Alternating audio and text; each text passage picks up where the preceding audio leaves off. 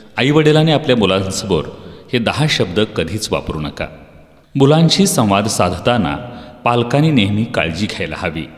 मुलांना आळशी म्हणणं योग्य नाही, कारण त्यामुळं आळस हा त्यांच्या व्यक्तिमत्वाचा भाग होण्याची शक्यता असते.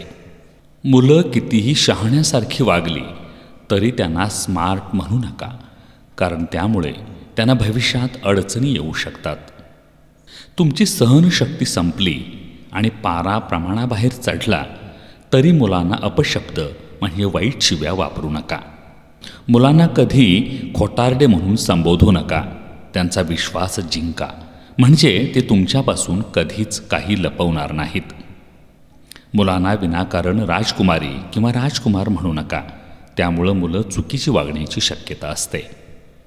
मुले साधारण 3 वर्षांची होईपर्यंत त्यांना दुसऱ्याच्या भावना समजू शकत नाहीत, त्यामुळं ते स्वार्थी आहे असं त्यांच्यासमोर म्हणू नका.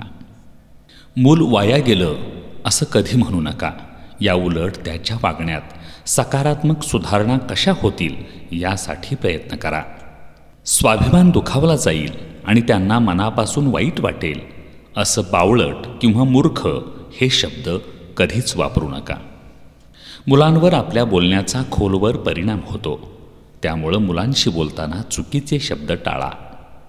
मुलांवर कोणत्याही गोष्टीचं लेबल लावू नका, त्याचा मुलांवर परिणाम होण्याची शक्यता असते. थोडक्यात मुलांना आळशी म्हणू नका, स्मार्ट म्हणू नका, शिव्या देऊ नका, खोटारडे म्हणू नका, स्वार्थी म्हणू नका, वाया गेले असंही म्हणू नका, मूर्ख बावळट म्हणू नका, कोणतंही लेबल लावू नका.